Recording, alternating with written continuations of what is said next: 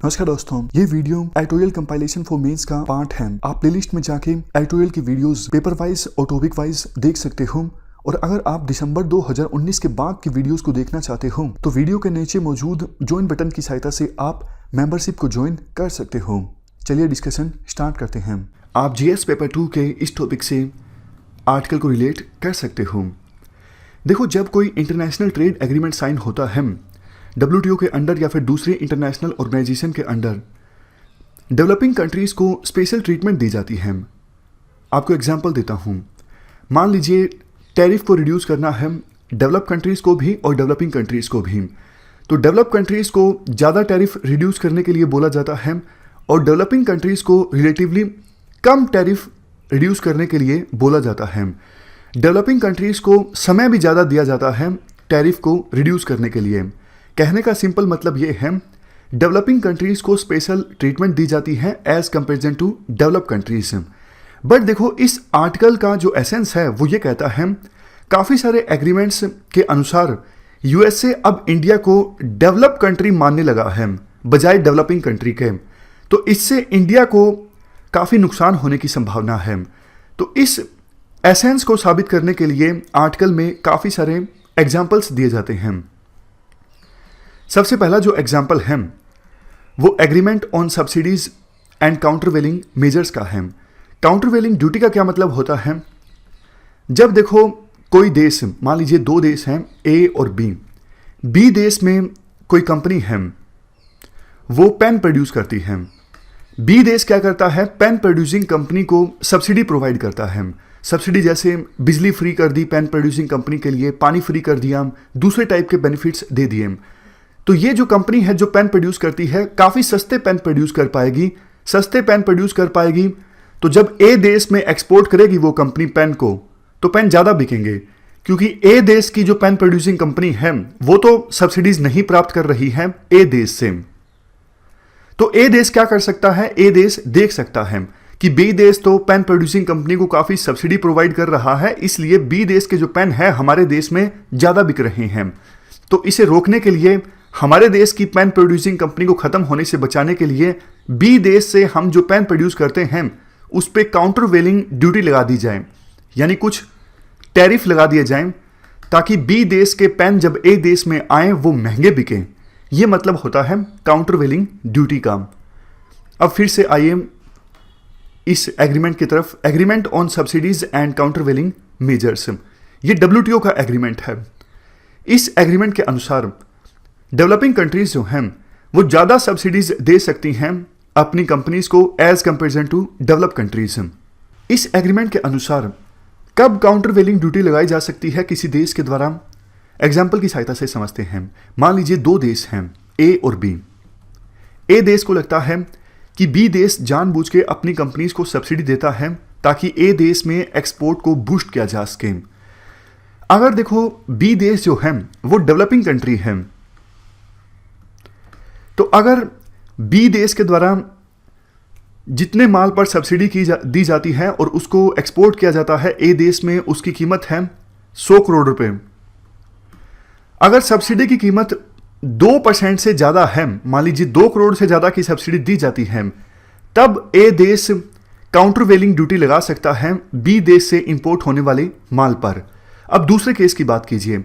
अगर बी देश develop country है तो 1% से ज़्यादा अगर सब्सिडी दी जाती है, यानी 1 करोड़ से ज़्यादा सब्सिडी अगर दी जाती है, तब ए देश के द्वारा काउंटरवेलिंग ड्यूटी लगाई जा सकती है। यहां पर देखो, डेवलप कंट्री के लिए है 1% की लिमिट और डेवलपिंग कंट्री के लिए है 2% की लिमिट। मतलब डेवलपिंग कंट्रीज 2% तक जितना टोटल एक्सपोर्ट किया जा रहा है उसका 2% तक सब्सिडी दे सकते हैं, जबकि develop country 1% total import value का जो माल है उस पर सब्सिडी दे सकते हैं। तो इस एग्रीमेंट में देखो प्रोविजन ये है, कोई भी देश अपने आप को डेवलपिंग कंट्री या फिर डेवलप कंट्री सेल्फ डेजिग्नेट कर सकता है। समझ गए? मैं फिर से बोलता हूं, ये जो एग्रीमेंट है जिसकी हम अभी बात कर रहे हैं, ASCM यानी agreement on subsidies and countervailing measures, इस एग्रीमेंट के अनुसार कोई भी देश अपने आप को डेवलपिंग कंट्री या फिर डेवलप कंट्री डेजिग्नेट कर सकता है। बट यूएसए का कहना है अब हम इंडिया को डेवलपिंग कंट्री नहीं मानेंगे, डेवलप कंट्री मानेंगे। यूएसए का जो यूनाइटेड स्टेट्स ट्रेड रिप्रेजेंटेटिव है यूएसटीआर, इन्होंने आर्बिट्ररी मेथडोलॉजी अपनाई। इन्होंने कहा हमने इकोनॉमिक, ट्रेड और दूसरे फैक्टर्स जैसे कि level of economic development of a country, जैसे country per capita gross national income, किसी देश का कंट्रीब्यूशन कितना है वर्ल्ड ट्रेड में, इन सब चीज़ों को देखा और उसके अनुसार इंडिया को अब हम डेवलपिंग कंट्री नहीं मानेंगे, डेवलप कंट्री मानेंगे। तो इससे इंडिया को नुकसान होगा। ये एक एग्जाम्पल है। इसके बाद एक और एग्जाम्पल दिया जाता है। कुछ समय पहले की बात है, इंडिया से यूएसए ने जनरलाइज्ड सिस्टम ऑफ प्रेफरेंसेस का स्टेटस वापस ले लिया। इस स्कीम के अनुसार डेवलपिंग कंट्री कंसेशनल रेट पर डेवलप कंट्रीज को माल भेज सकते हैं, मतलब कम टैरिफ पर माल भेज सकते हैं डेवलप कंट्रीज को।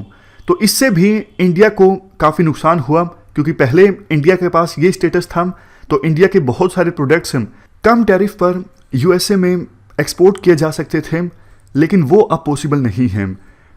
देखो, इस एग्रीमेंट के अनुसार साफ तौर पर कोई भी डेवलप कंट्री रेसिप्रोकल बेनिफिट्स नहीं मांग सकता है डेवलपिंग कंट्री से जिसको ये स्टेटस दिया गया है।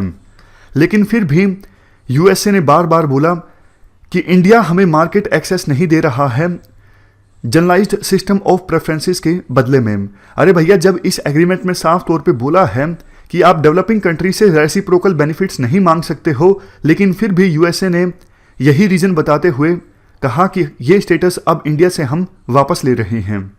इसके बाद तीसरे एग्जाम्पल की बात करते हैं। देखो, डब्ल्यूटीओ के वेरियस एग्रीमेंट्स में डेवलपिंग कंट्रीज को स्पेशल एंड डिफरेंशियल ट्रीटमेंट दी जाती है। जैसा हमने शुरुआत में डिस्कस किया, टैरिफ को कम करना हो, डेवलपिंग कंट्रीज़ को ज़्यादा टाइम मिलेगा। डेवलपिंग कंट्रीज़ को रिलेटिवली रिलैक्सेशन भी दी जाती है as comparison to develop countries.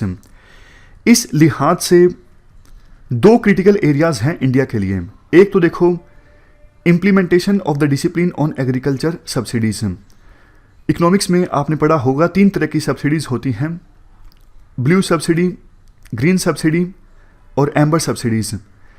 Amber subsidy important है क्योंकि बाकी 2 सब्सिडीज़ अगर किसी देश के द्वारा अपने किसानों को दी जाती है तो इस पर कोई लिमिटेशन नहीं है। एम्बर सब्सिडी पर लिमिटेशन है। जैसे देखो, इंडिया फार्मर्स के लिए मिनिमम सपोर्ट प्राइस अनाउंस करता है या फिर बीज यानी सीड्स इत्यादि पर सब्सिडी देता है, ये सब एम्बर सब्सिडी में आता है। डब्ल्यूटीओ के एग्रीमेंट के अनुसार टोटल जितनी एग्रीकल्चर प्रोडक्शन होती है उसकी वैल्यू का 10% से ज़्यादा सब्सिडी नहीं दी जा सकती डेवलपिंग कंट्री के द्वारा। ध्यान से सुनिएगा। और डेवलप कंट्री के द्वारा जितनी वैल्यू का टोटल एग्रीकल्चर प्रोडक्शन होता है उसका 5% से ज़्यादा सब्सिडी नहीं दी जा सकती। कहने का मतलब ये है, कितनी सब्सिडी दी जा सकती है डेवलपिंग कंट्री के द्वारा? 10% of value of total agriculture production. और डेवलप कंट्री के द्वारा कितनी सब्सिडी दी जा सकती है? 5% of total value of agriculture production. तो चूंकि इंडिया ज़्यादा सब्सिडी देता है अपने किसानों को, इस एग्रीमेंट को फुलफिल करने के लिए अब इंडिया डायरेक्ट बेनिफिट ट्रांसफर अपने किसानों को देने लगा है।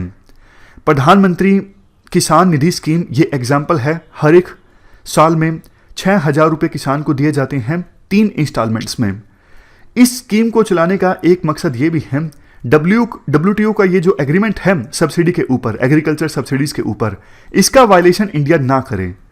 बट देखो, दिक्कत ये है, हमारे देश में कई सारे राज्य ऐसे हैं जिनके पास किसानों का रिकॉर्ड अच्छे से नहीं है, बेनिफिशरीज की पहचान अच्छे से नहीं हो पा रही है। मतलब ये प्रधानमंत्री किसान निधि स्कीम जो है इसका इम्प्लीमेंटेशन ठीक से नहीं हो रहा है कई राज्यों में, फॉर एग्जाम्पल वेस्ट बंगाल। अब दूसरे एरिया की बात करते हैं। दूसरा एरिया है मार्केट एक्सेस। देखो, डेवलप कंट्रीज जो हैं वो रिलेटिवली कम टैरिफ लगाते हैं दूसरे देशों से इंपोर्ट होने वाले माल पर। और जब डेवलप कंट्रीज कम टैरिफ लगाते हैं दूसरे देशों से इंपोर्ट होने वाले माल पर, तो डेवलप कंट्रीज रेसिप्रोकल बेनिफिट्स की मांग नहीं कर सकते। मान लीजिए ए जो है वो डेवलप कंट्री है, बी डेवलपिंग कंट्री है। ए कंट्री से माल इंपोर्ट होता है बी कंट्री में, तो बी कंट्री ज़्यादा टैरिफ लगाता है क्योंकि बी कंट्री डेवलपिंग कंट्री है। तो ए कंट्री बी को बोल नहीं सकता कि भैया हम तो कम टैरिफ लगाते हैं आपके देश से इंपोर्ट होने वाले माल पर और आप ज़्यादा टैरिफ लगाते हो हमारे देश से इंपोर्ट होने वाले माल पर, क्योंकि बी डेवलपिंग कंट्री है, ए डेवलप कंट्री है। रेसिप्रोकल बेनिफिट्स डिमांड नहीं किए जा सकते डेवलप कंट्री के द्वारा डेवलपिंग कंट्री से कि जितना टैरिफ हमने लगाया है उतना ही आप लगाइए। तो अगर यूएसए के द्वारा इंडिया से डेवलपिंग कंट्री का स्टेटस वापस ले लिया जाता है तो यूएसए भी इंडिया से इंपोर्ट होने वाले माल पर ज़्यादा टैरिफ लगाएगा और डिमांड करेगा हमें भी आप रेसिप्रोकल बेनिफिट्स दीजिए, जितना हम कम टैरिफ लगाते हैं आप भी उतने कम ही टैरिफ लगाइए। जैसे देखो 2020-21 के बजट में हमने काफ़ी सारे प्रोडक्ट्स पर टैरिफ को इंक्रीज कर दिया, कस्टम ड्यूटी को इंक्रीज कर दिया। अगर यूएसए हमसे डेवलपिंग कंट्री का टैग ले लेता है डब्ल्यूटीओ के वेरियस एग्रीमेंट्स में, तो यूएसए भी अब इंडिया से इंपोर्ट होने वाले माल पर टैरिफ को इंक्रीज कर देगा। यूएसए बोलेगा आपने भी तो अपने बजट में काफ़ी सारे माल पर टैरिफ को इंक्रीज किया है तो हम भी यही कर रहे हैं। तो आवश्यकता यह है कि हम यूएसए से नेगोशिएट करें कि भैया हम अभी भी डेवलपिंग कंट्री हैं, आप हमें डेवलप कंट्री मत मानिए, अभी हम आपके मुकाबले में नहीं आए हैं। हमें आवश्यकता है हमारी डोमेस्टिक इंडस्ट्रीज को सपोर्ट करने की, हमारे किसानों को सपोर्ट करने की। तो ये पूरा आर्टिकल हमने डिस्कस किया इंडिया यूएसए ट्रेड रिलेशंस से संबंधित। इस डिस्कशन में फिलहाल इतना ही है। Thank you very much for discussion.